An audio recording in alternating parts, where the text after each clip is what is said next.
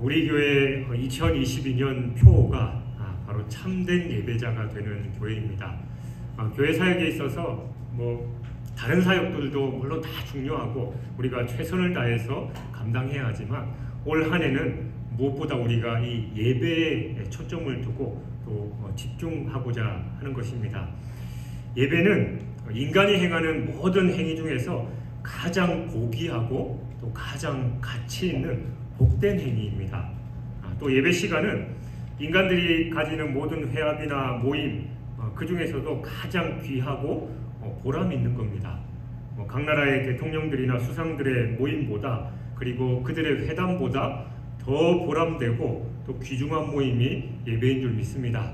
여러분들이 그 예배 시간에 또 하나님께서 부르셔서 참여하고 있다는 것 그 자체가 바로 은혜인 것이지요. 예배보다 더 귀하고 가치 있는 모임은 이 세상에 아무것도 없습니다. 하나님이 인간을 당신의 형상대로 창조하신 그 목적도 바로 우리 인간으로 하여금 찬양과 또 경배와 또 영광을 받으시기 위한 것입니다. 또한 인간을 율법대로 심판해서 저 영원한 형벌에 내버려 두지 않으시고 독생자 예수 그리스도를 이 땅에 보내셔서 십자가에 죽게 하시고 우리를 구원하셔서 또 저 천국에 들어가게 하심도 저 천국에서 영원토록 주님과 함께 예배하고 하나님께 영광과 찬양과 경배를 올리기 위함이다라는 것이죠. 이처럼 예배는 하나님께서 명령하신 겁니다. 예배는 하나님께서 또 우리에게 명령하신 것임과 동시에 바로 특권이기도 합니다. 마태복음 4장 10절에서 주 너의 하나님께 경배하고 다만 그를 섬기라 라고 말씀했고, 히브리서 1장 6절에서는 하나님은 천사들에게도 예수님께 경배하라 라고 그렇게 명령하셨습니다. 이처럼 예배는 바로 이 모든 피조물이 하나님 앞에 마땅히 드려야 할 의무인 것입니다. 그에 대해서 신명기, 역대상, 또 이사야, 에스겔, 요한계시록을 비롯해서 모든 성경에서 바로 그렇게 말씀하고 있습니다.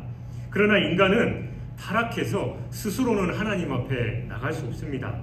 그러므로 이 죄인인 인간을 하나님께 나아가게 할 수 있는 그 중간 역할, 중보자가 필요했는데 바로 예수 그리스도께서 십자가의 죽으심으로 말미암아 하나님과 우리와의 관계를 연결시켜 주신 것이지요.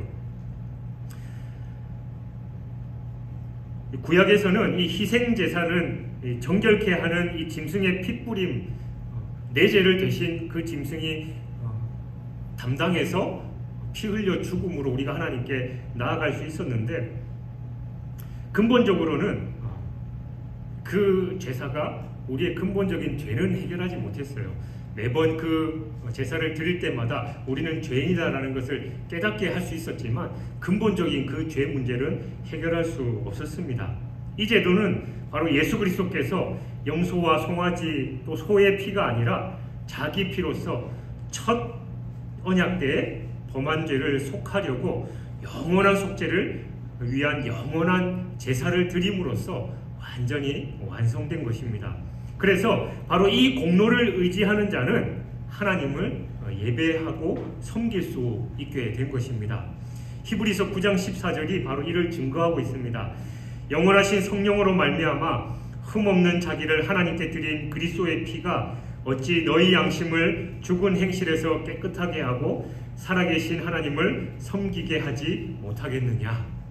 이러한 그리스도의 공로를 의지하지 않으면 하나님은 그 어떠한 예배도 받지 않으십니다. 왜냐하면 모든 예배에서 이 죄를 씻은 그리스도의 피 공로를 예배자에게서 하나님께서 찾으시기 때문입니다. 그래서 예배자는 철저하게 자신이 이 그리스도의 십자가의 공로를 의지하고 하나님께 나아가는지 그것을 모든 예배에서 점검하지 않으면 안 된다라는 겁니다. 예배는 삼위일체 하나님을 아는 지식과 비례하면서 깊어집니다. 그러니까 사람은 본래 하나님의 형상으로 창조됐지요. 이는 아무리 부인하려고 해도 부인할 수 없습니다. 성경이 명확하게 증언하고 있습니다.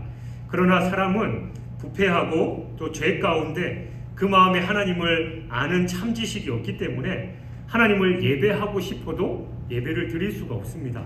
우리의 하나님을 알게 됐고 또 이 자리에 나와 있지만 하나님을 아는 세상의 많은 사람들은 자기가 예배하고 싶어도 하나님이 누구신지 모르기 때문에 예배하지 못하는 것이지요. 바로 그들의 그런 모습의 극단이 바로 우상숭배에서 나타납니다.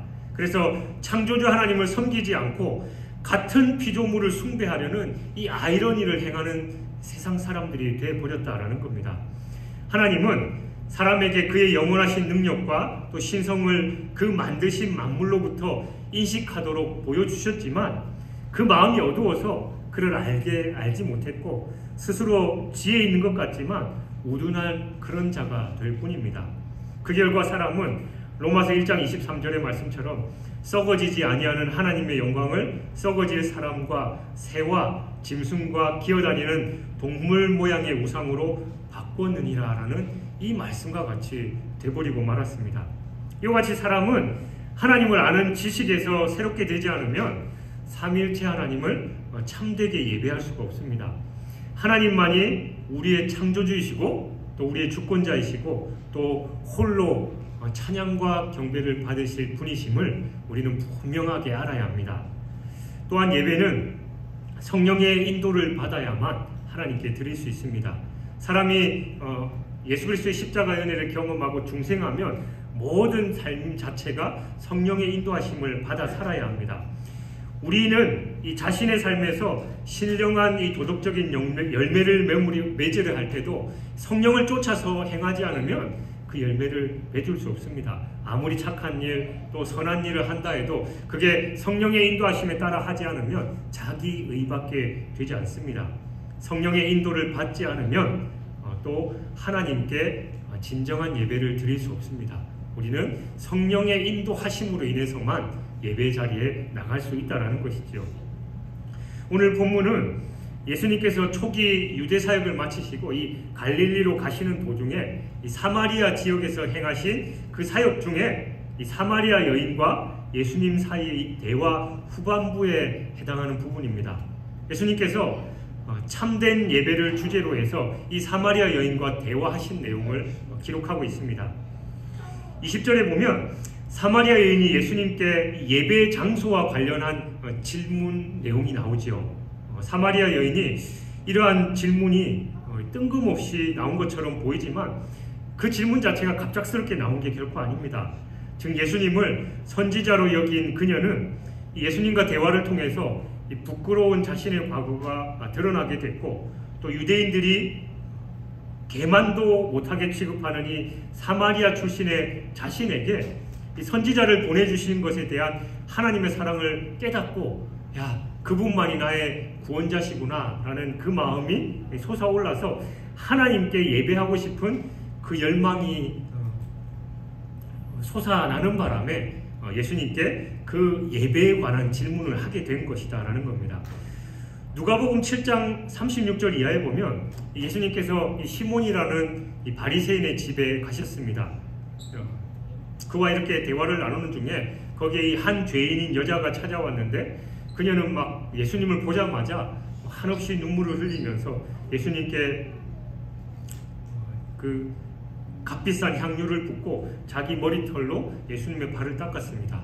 근데 그 모습을 바라보고 있더니 바리새인이 저 예수님이라는 분이 저 여자가 누구이고 어떤 죄인인지 알면 저 여자와 저런 관계를 하지 않았을 텐데 라고 이제 속으로 생각을 합니다. 그러니까 시몬은 그가 바리새인이었지만 예수님을 그저 형식적으로 대하고 자기 집에 초대했을 뿐인데 한 여인이 죄인인 여인이 나타나서 그 비싼 향유컵을 깨뜨리고 자기 머리털로 예수님의 발을 씻기는 그 장면을 보게 된 것이지요.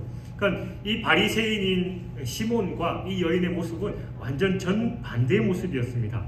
근데 예수님께서 이 둘이 정반대의 모습을 취하고 있는 그 이유에 대해서 말씀하셨는데 바로 죄 용서받음을 받은 것이 많고 적음의 차이다라고 그렇게 말씀하셨습니다. 그러니까 이 여자는 예수님의 죄 용서함을 통해서 하나님의 사랑이 그 마음에 심겨졌습니다. 그래서 하나님을 경배하지 않고는 참을 수 없는 그런 마음이 있었던 거죠. 그래서 그 귀한 것을 드리면서 자기 머리털로 예수님의 발을 씻는 행위를 했습니다. 그러나 시몬은 죄 용서의 체험이 없었습니다. 그는 종교 지도자였지만 이 은혜의 체험이 없이 그냥 종교 생활을 해왔던 것이죠. 예수님께서는 그가 그렇게 냉담한 이유는 바로 하나님으로부터 이 죄 용서의 은혜 체험이 없었기 때문이다라고 그렇게 말씀하셨습니다. 하나님의 용서를 체험하지 못한 사람, 그리고 하나님의 은혜를 체험하지 못한 사람은 예배가 지루할 뿐입니다. 그리고 예배를 드려도 아무 감흥이 없습니다. 딴 사람들이 목 놓아 찬양을 하고 눈물 흘리면서 기도해도 저 사람 왜 저래라고 그렇게 생각할 뿐입니다. 그러나 진정으로 하나님의 용서를 경험한 사람은 이 가슴에서 북받쳐 오르는 감격이 있기 때문에 하나님을 예배하지 않고는 견디지 못합니다. 찬양하지 않고는 견딜 수 없습니다. 우리로 하여금 하나님께 예배하게 하는 것이 다름 아닌 우리 마음에 부어진 바로 하나님의 은혜와 사랑 때문입니다. 하나님의 사랑이 부어진 사람은 그 어떤 상황 가운데서도 하나님께 예배를 드립니다. 집안 식구들이 말려도, 세상에서 핍박을 받아도 그 예배의 자리에 나오게 됩니다. 당면한 상황이나 형편을 보면 도저히 그렇게 할 수 없는 것 같지만 하나님의 사랑이 가슴에 넘쳐 흘러서 예배하지 않고는 견딜 수 없게 되는 것이지요. 사랑하는 여러분, 여러분의 모습은 어떻습니까? 도저히 예배드리지 않고서는 견딜 수 없을 정도로 이 북받쳐 오르는 감격 때문에 예배를 드리고 계십니까? 아니면 그냥 세상 사람들이 말하는 오늘 일요일이니까 그냥 교회 가야 되니까 와서 앉아 계시는 것입니까? 예배 시간이 힘들고 또 찬양하는 것이 별 감흥이 없고 그저 그렇게 냉랭하다면 우리 자신을 한번 돌아봐야 합니다. 성도들 중에 가장 안타까운 모습이 별 감흥 없이, 감격 없이 그냥 교회 문턱만 밟고 왔다 갔다 하는 그런 사람들입니다. 이것이 다 은혜에 대한 경험이 없기 때문이죠. 물론 옛날 옛적에 그런 은혜를 받은 경험이 있다 할지라도 지금 이 시간 성령의 인도하심대로 충만하지 못하고 그냥 그렇게 살아가기 때문에 예배에 대한 감흥이 전혀 없는 겁니다. 우리가 가장 먼저 회복해야 할 것이 바로 이것입니다. 죄 용서함의 체험 없이 드리는 예배는 죽은 예배입니다. 그리고 감격 없이 형식적인 예배는 아무런 의미가 없습니다. 여러분, 언제까지 그냥 그렇게 형식적인 예배를 드리겠습니까? 은혜를 구하시고 또 십자가의 은혜로 인한 이 메마른 가슴과 눈에도 눈물이 흘러넘치게 해달라고 기도해야 할 것입니다. 예배의 본질은 지역이나 장소와는 전혀 무관합니다. 20절에 보면 이 사마리아 여인이 예배 장소 문제로 예수님께 질문을 했습니다. 스룹바벨 성전이 건축될 때부터 이 사마리아 사람들은 예루살렘에서 완전히 철저하게 소외됐습니다. 이 남왕국 유다와 북왕국 이스라엘이 나뉘면서 더더욱 그렇게 됐죠. 그래서 사마리아 사람들은 이 그리심산에 자신들의 이 성전을 세우고 독자적으로 제사 의식을 행했습니다. 또 힐카누스에 의해서 그 성전, 자기들만의 성전이 파괴되어 없어진 뒤에도 이 그리심산 자체가 그들에게 있어서는 여전히 축복의 산으로 믿어져서 그곳을 기도의 처소로 삼아서 사용하곤 했습니다. 그러니까 사마리아 여인이 예수님께 예배 장소에 대해서 질문한 건 그녀가 이러한 사정들을 잘 알고 있었기 때문이죠. 그래서 예루살렘과 그리심산 가운데 어디서 예배하는 것이 옳은지를 물었고, 그리고 상처와 아픔이 많은 그녀에게 이 문제가 대단히 절박했던 거죠. 왜냐하면 세상으로부터 위로받을 길이 없는 이 여인이 정말 찾아가서 위로받을 수 있는 것은 예배의 자리 하나님밖에 없었기 때문입니다. 그녀는 그 마음에 간절한 마음과 시급한 마음이 있었습니다.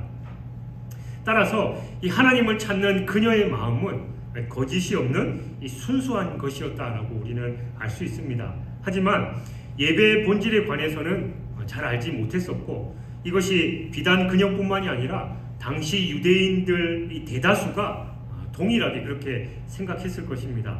예배의 본질은 지역이나 장소와 무관하다라는 사실을 그녀는 이해하지 못했습니다. 하나님은 예루살렘 성전 안에만 계시는 분이 아니라 천지에 충만하신데, 당시 유대인들은 하나님을 이 예루살렘이라는 이 특정 지역의 이 성전이라는 특정 장소 안에 가두고 말았습니다. 물론 이 구약 율법은 하나님께서 택하신 이 특정 지역의 특정 장소에서만 하나님께 예배해야 된다라고 명하고 있습니다. 성경에서 예루살렘은 특정 지역으로, 그리고 성전은 특별한 장소로 취급하고 있는 것도 사실이지요. 다윗도 예루살렘 성전을 하나님의 임재의 보좌로 삼았었고, 예루살렘은 큰 임금의 성으로 지칭됐습니다.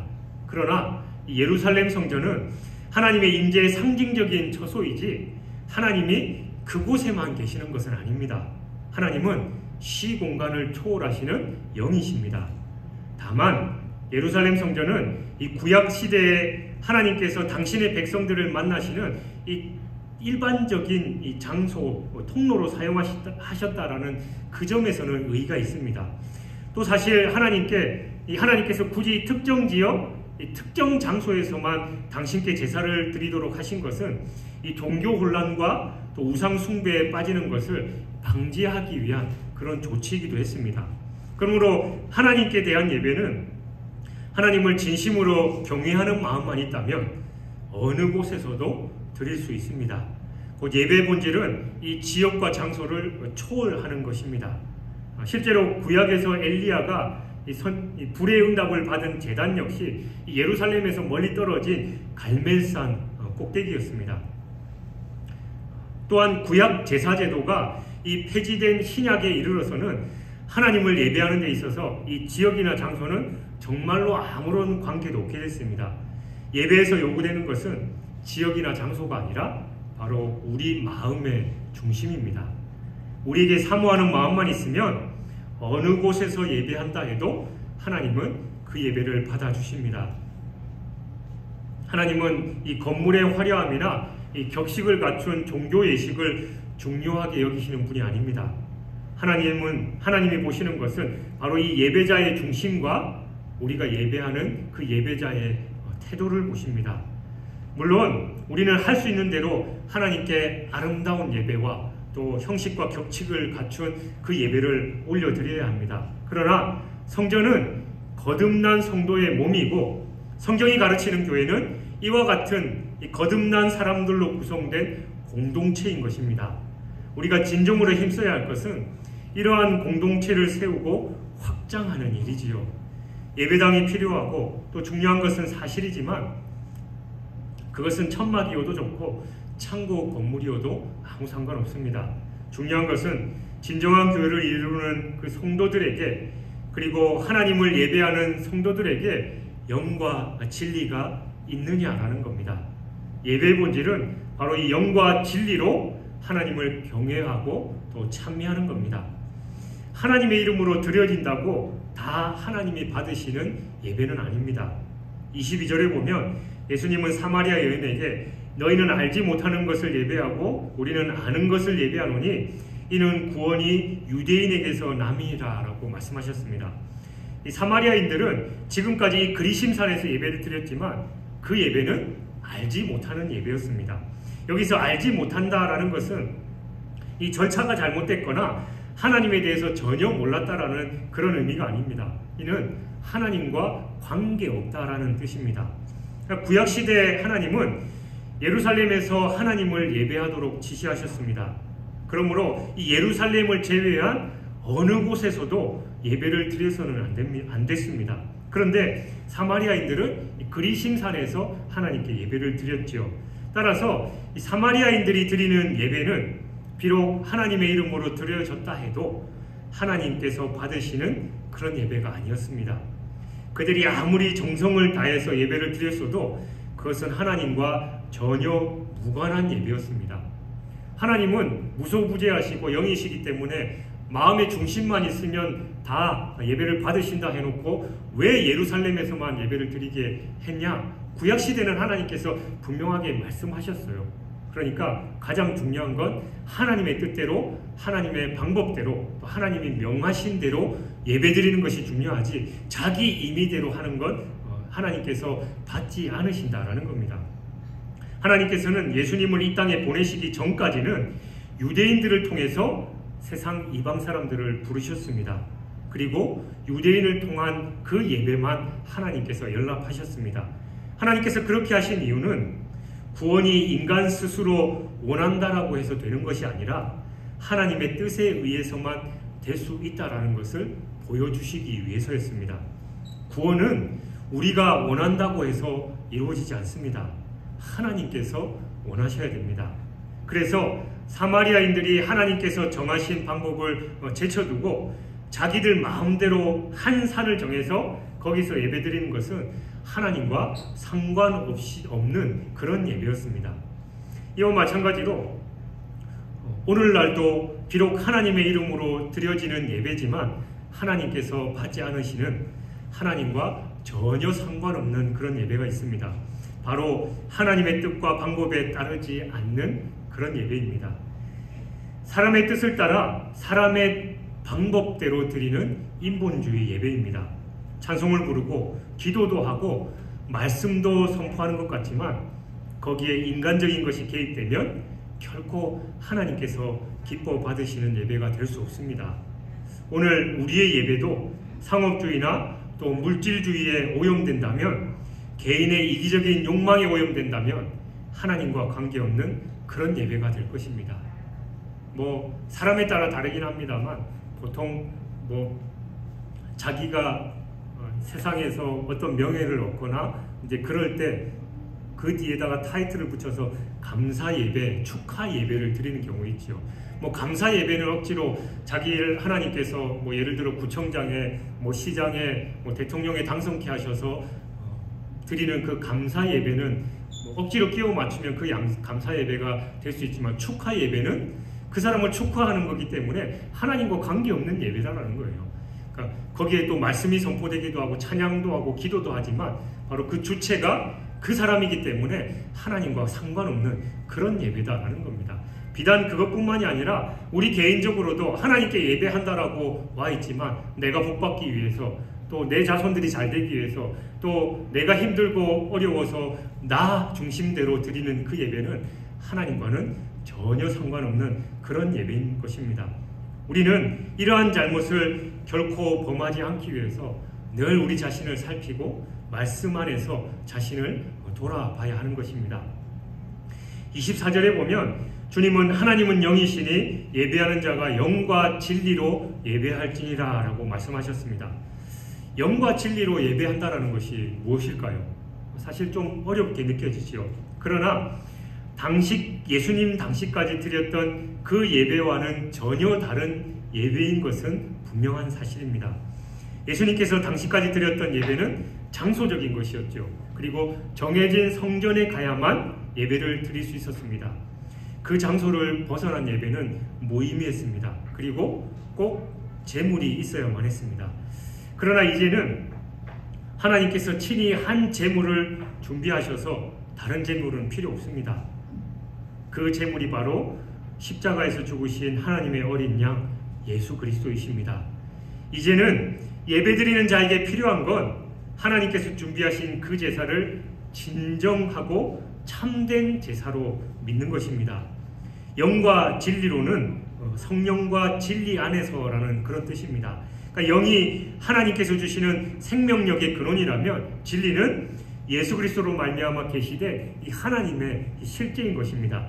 이를 한마디로 표현하면 진리의 영이고 진리의 영으로 예배를 드린다는 것은 성전에서 형식적으로 예배드리는 것이 아니라 진리의 영을 마음속에 모시고 진정한 마음을 다해서 예배를 드리는 것입니다.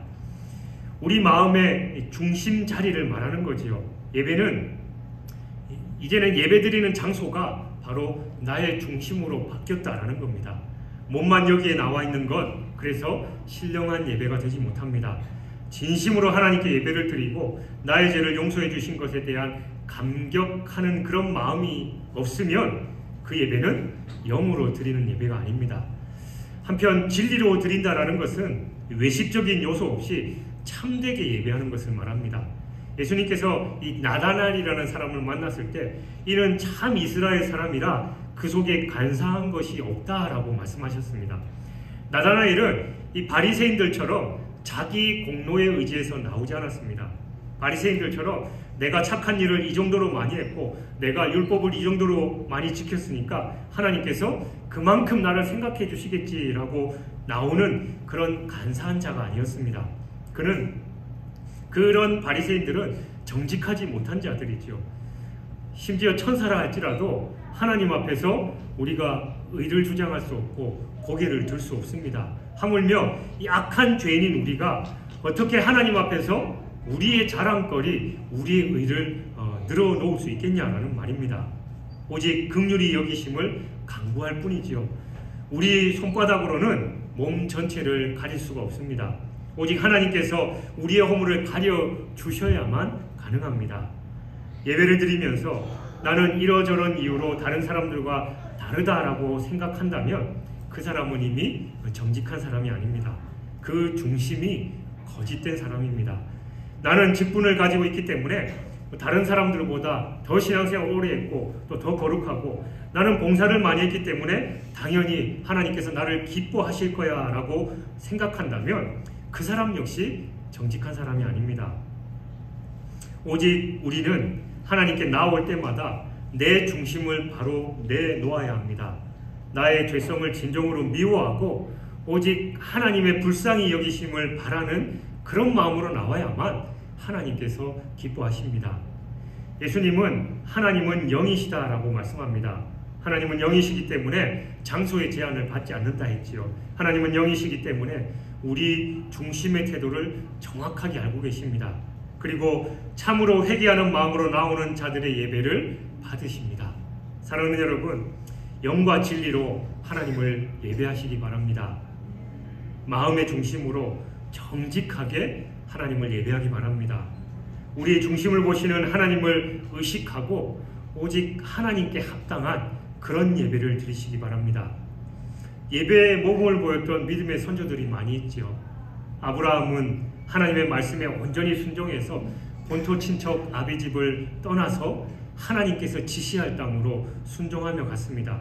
자기 상황과 형편 이런저런 것들 다 계산하지 않고 그냥 하나님께서 가라 하시기에 그 말씀에 순종했습니다. 뿐만 아니라 100세에 얻은 아들 이삭, 어찌 보면은 자기의 생명보다도 더 중요한 그 아들을 하나님께 제물로 바쳤습니다. 그는 모든 것의 주권자 되신 하나님을 인정했고 또 그 말씀에 온전히 순종했습니다. 그런 그를 하나님께서 기뻐하셨고 믿음의 조상 또 복의 근원이 되는 축복을 허락하셨습니다. 영과 진리로 드리는 예배는 바로 자신의 모든 것을 내어 드리는 것입니다. 생명을 내어 드리는 겁니다. 그러나 이스라엘의 초대왕 사울은 블레셋이 쳐들어오는 그 상황에서 선지자가 오는 것을 기다리지 않고 자신이 제사를 드려서 하나님으로부터 버림을 받습니다. 그는 하나님을 온전히 신뢰하지 않았고 상황에서 휘둘렸습니다. 뿐만이 아니라 끝까지 자신의 자존심을 세우려고 노력했던 사람이 사울입니다. 그 마음의 중심에 하나님이 아니라 바로 자기 자신이 가득했던 것이지요. 다윗은 참된 예배자의 표본과도 같습니다. 그는 항상 주님과 동행하는 삶을 살았습니다. 하나님도 내 마음에 합한 자다라고 다윗을 칭찬하셨습니다. 그는 어떤 상황에서도 하나님을 찬양했습니다. 사망의 음침한 골짜기를 다닐 때도 온전히 하나님을 신뢰하고 찬양하는 것을 잊지 않았습니다. 그는 기쁘나 슬프나 어느 때든지 하나님을 예배하는 예배자였습니다. 물론 인간적인 연약함도 있었고 하나님 앞에 죄를 짓기도 했습니다. 그러나 그는 하나님 앞에 전심으로 회개하고 하나님의 긍휼을 구하는 사람이었습니다. 하나님의 언약궤를 다윗성으로 옮겨올 때는 옷이 벗겨져서 이 속이 훤히 다 비칠 정도로 기뻐하며 춤추고 하나님을 찬양했습니다. 왕이라는 채통 다 버렸습니다. 그는 어린아이와 같이 순수하게 마음을 다해서 하나님을 예배하는 사람이었습니다. 그런데 그런 다윗의 모습을 보고 사울의 딸이자 왕비인 미갈이 방탕한 자가 염치 없이 자기의 몸을 드러내는 것처럼 했다라고 다윗을 비난했습니다. 하나님을 찬양하는 그 마음을 알지 못했습니다. 그로 인해서 미갈은 하나님의 징계로 죽는 날까지 자식이 없이 그렇게 살아야 했습니다. 솔로몬은 다윗의 왕위를 이어받고 이 하나님께서 심히 창대하게 하신 그 은혜에 감사해서 1,000마리의 희생으로 번제를 드렸습니다. 그러자 그날 밤 하나님께서 원하는 것을 들어주시겠다라고 말씀하셨는데, 그가 하나님께서 맡기신 이 백성들을 잘 이끌어갈 수 있도록 지혜, 곧 듣는 마음을 달라라고 간구했습니다. 자신의 부귀영화나 그 명성이 끊이지 않는 것이 아니라 하나님께서 허락하신 자신에게 주신 이 사명을 잘 감당하도록 도와달라고 간구한 것이죠. 하나님께서 그의 응답에 기쁘게 여기셔서 전무후무한 부와 명성을 허락하셨습니다. 그는 또한 하나님의 성전을 열심을 다해서 세웠습니다. 하나님께서 명하신 대로 온전하게 이루었습니다. 그리고 낙성식을 거행하면서 정성껏 제물을 준비해서 드렸습니다. 7일 동안 소 2만 마리, 2만 2천 마리, 그리고 양 12만 마리를 하나님께 올려드렸습니다.